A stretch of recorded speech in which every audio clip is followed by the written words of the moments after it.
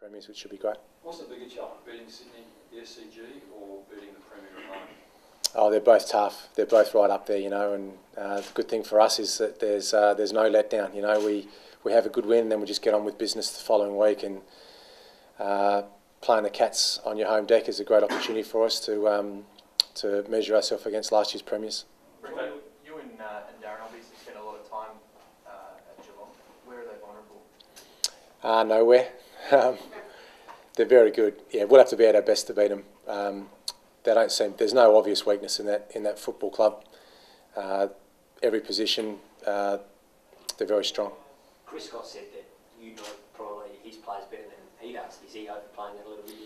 A little bit, yeah. I mean, I'm obviously really close with Scotty. I really admire the way he came into a really strong club last year and had an impact as a rookie coach, and he's going to be an outstanding coach. I mean, we know that already, but he'll be a coach of that footy club for a very long time because he's outstanding, and what he got out of that group last year was sensational. And I know the hunger's still there. They want to go again, and they're not arrogant in any way because they just keep turning up every week and playing their best footy. So, say it again, but we'll have to be at our best to beat them. It's a cliche thing, this Geelong stuff this week, but you've been at a few footy clubs. I mean, Nathan Buckley's a good mate of yours, all that sort of stuff. Do you actually speak much in season to mates that are tied up in the Cape, or are you one of those guys that just compartmentalises it a little bit? Oh no, I'm obviously really close with Mark Thompson and Nathan Buckley and Brendan McCartney, and you speak to those guys quite regularly. Not necessarily always about footy either. It's just how you're going, and we all complain about how tired we are and how exhausted and stuff. But no, it's a really tight knit group. All the coaches have some sort of relationship. Obviously, some of us played against each other, and then you end up coaching against each other. So I think the bond within the coaching group is pretty tight as well. So, has Patrick Dangerfield surprised you how quickly he's developing this year? Obviously, he's always had talent, but he's just taken a constant leap forward. Yeah, I think I mentioned it last week. It's hard to know where Danger's ceiling is. It's like you just don't know how good this kid's going to be. But what we're seeing at the moment is a real consistency of performance for a 21 or 22-year-old to be able to play that level of intensity week in, week out has been really impressive, and he's enjoying his midfield role. He's playing at that high intensity week in, week out, which you have to really admire. So it's a bit scary to think where he might end up, this kid. Are you surprised how quickly he's developed like this year? I mean, obviously there's always talking of talent, but he hadn't actually strung it together. Is that you as coach change anything? Oh no, that's him. That's the ability just to keep improving as a player, and that's the benefit of being around a strong group of leaders as well. I know he gets a lot from working with Van Berlo and Thompson, who are great mentors for him. So I think we're seeing a consistency of performance which we hope continues throughout the rest of the season. You've been around a long time. Have you seen often that rare combination of brute strength, ability to win contested footy, and just the explosiveness as well? Yeah, it's exciting, isn't it? I mean, his ability to get inside. Normally it's the real hard heads that haven't got that outside speed that are the great inside players, but yeah, he's one of a kind. The ability to get in there and win the hard ball and then just burst out of a pack is... it's really difficult to stop those players. So, yeah, thank God he's on our side. A lot more competitive to a bit like Goods. Do you see a bit of a comparison there? Or? Yeah, I can see that, yeah, because he's got the speed, and even talking to Ricky Henderson after the game, having played on Goods for most of the game, Goods' first 2 or 3 steps, he said, just electric. And I think Paddy's got that too, You think you got him and then he just goes up a gear. So, yeah, I'll say it again, lucky he's on our team. I'd hate to coach against him. Sam Shaw, how did he go for training? Is he in the mix? Yeah, he's in the mix. Yeah, he's available for selection this week. So just had a 2-week hamstring, which he'll be available. Whether we just give him a week in the SANFL or rush him back in. He's only played the 1 AFL game, so we'll have that discussion this afternoon.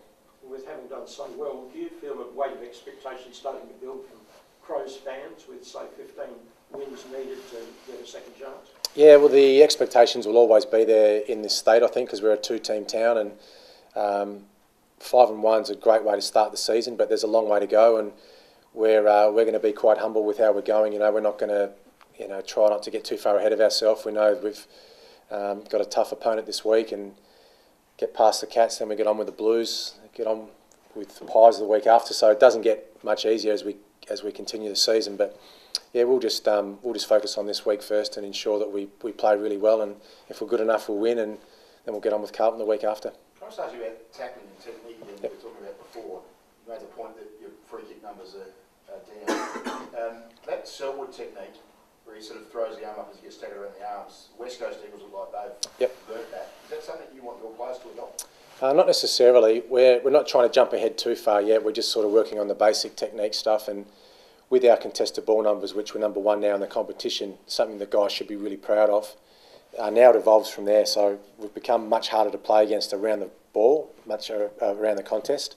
But now we need to refine some of that tackling stuff, you know, and the free kicks against is an area that we've talked about the last couple of weeks, and that's one thing we'll try and get better at. But sometimes it's just the endeavour. Our guys are so eager to get in there and win the footy that we're just a little bit reckless at times with our technique. So that's an area that we're trying to refine. Is that something players can learn? Yeah, I think Selwood always had it though. Selwood, he might have seen Chapman do it. Chapman's pretty good at it too. But yeah, I think some players practice it, but it's just one way that they're just so strong in the contest. So that's one thing we'll try and emulate is the strength around the contest. Who's teaching you tackling at the moment? Combination. We've got, you know, I mean, all of us all of our coaches spend time with individuals and in smaller groups, but it's not one person that says this is how we tackle. Nick Poulos, who does our strength and conditioning, has got a rugby league background, so he does a lot of technique stuff with the players. But yeah, we do sort of share the load a little bit with our tackling as coaches. Sorry, you mentioned the weather could turn foul. Do you have a conscious game change, a different game that you, or things that you change specifically for wet weather? Yeah, I mean the emphasis is just doing the basics well in the wet, a little bit with structures and setups, and you probably take less risks in attack when the weather comes in really wet. But the way that we set up ahead of the ball does change, yeah, when the weather is wet.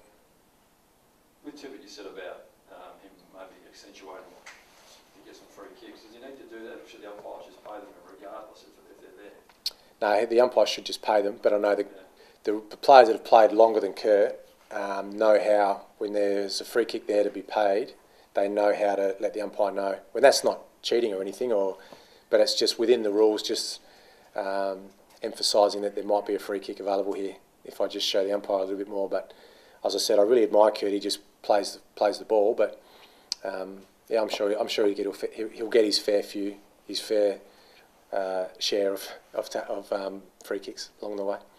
And the list of players that are coming out of contract, it seems to be getting longer. Sloane, Dangerfield, Tippett. How do you keep those players?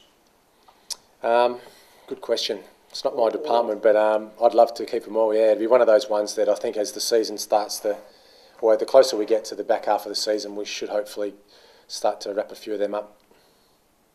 Hopefully.